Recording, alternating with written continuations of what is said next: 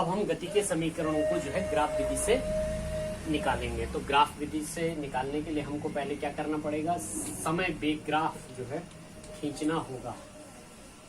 समय t और वेग में ग्राफ खींचना होगा। ये माना कोई वस्तु जो है t बराबर 0 समय पर, t बराबर 0 समय पर उसका प्रारंभिक वेग पहले से गतिमान है, उसका वेग है u।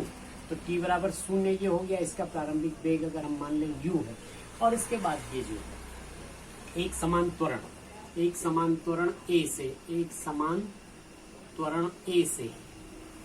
a से गतिमान होती है अचर त्वरण से, और t समय तक क्या करती है, ये गति करती है।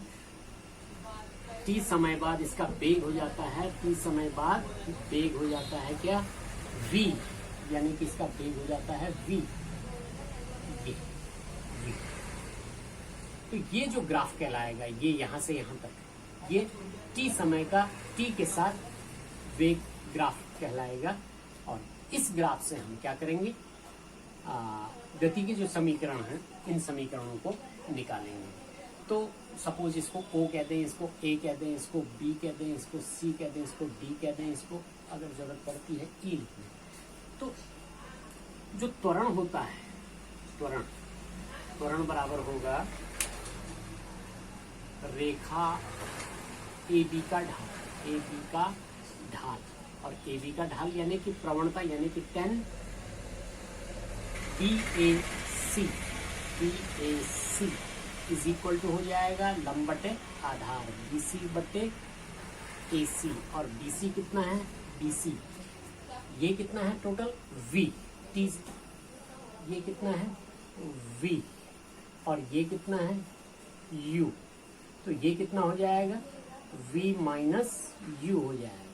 तो BC इज इक्वल टू हो जाएगा V minus U upon AC कितना है, यहां से लेके यहां तक कितना है, ये T is equal to A, या AT इज इक्वल टू हो जाएगा V माइनस U, या V इज इक्वल टू हो जाएगा U प्लस AT। ये गति का पहला समीकरण है, जो ग्राफ विधि से भी सिद्ध हो गया। दूसरा समीकरण हल करने के लिए हम क्या करेंगे, जो चली गई दूरी होती है, चली दूरी जो होती है वो होती है ढाल AB द्वारा घिरा क्षेत्रफल। कुल कितना क्षेत्रफल घिरा हुआ है ढाल द्वारा, AB था OABCD।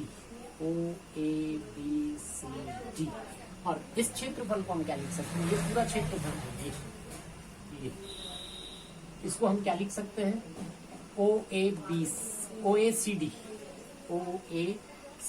चतुर्भुज OACD प्लस त्रिभुज ACB, त्रिभुज ACB।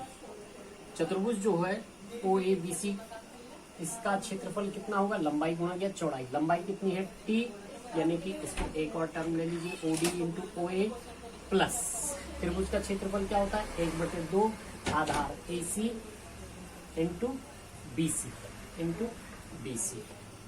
OD कितना है T इंटू OA कितना है U, प्लस 1/2 AC कितना है T, और BC कितना है BC ये V minus U is equal to हो जाएगा UT प्लस हाफ T, और V की जगह प्रथम समीकरण से U plus AT minus U, ये हो जाएगा U से U कैंसिल, प्लस माइनस में बराबर हो जाएगा UT plus half T into अंदर कितना बच जाएगा, सिर्फ AT बच जाएगा, इंटू AT, या इसको लिख देंगे UT plus half AT square is equal to किसके बराबर है, ये S के बराबर है। तो इसको भी हम क्या कर लेंगे, ये जो है गति का द्वितीय समीकरण यहाँ से सिद्ध हो गया।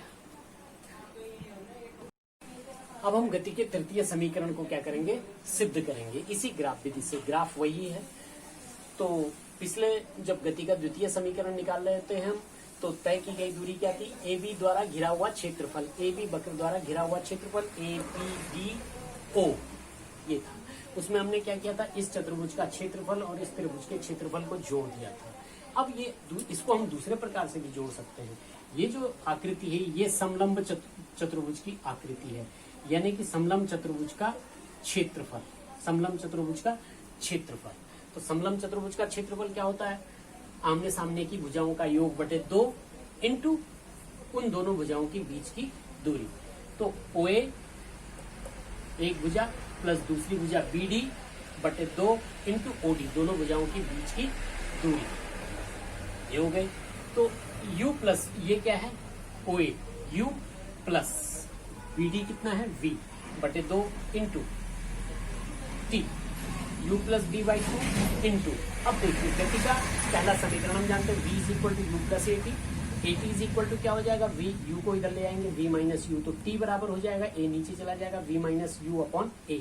इस T के मान को इस यहाँ पर रख देंगे, इस T के मान के V minus U upon A, ठीक हो गया। अब ये हो गया इस U प्लस B को, ये तो प्लस है, V प्लस यू भी लिख सकते हैं, U प्लस B या V प्लस यू, और V minus U upon A ये है, अपॉन 2 ये है। अब V plus U into V minus U, A plus B, A minus B क्या होता है A square minus B square, तो V square minus U square बटे 2A, V square minus U square बटे 2A। अब 2A की multiply किससे हो गई, 2AS is equal to V square minus U square, या ये V स्क्वायर यहीं रहेगा, U स्क्वायर इधर चला जाएगा, प्लस हो जाएगा, V square is equal to U square plus 2AS। ये गति का तृतीय समीकरण भी ग्राफ विधि से सिद्ध हो गया।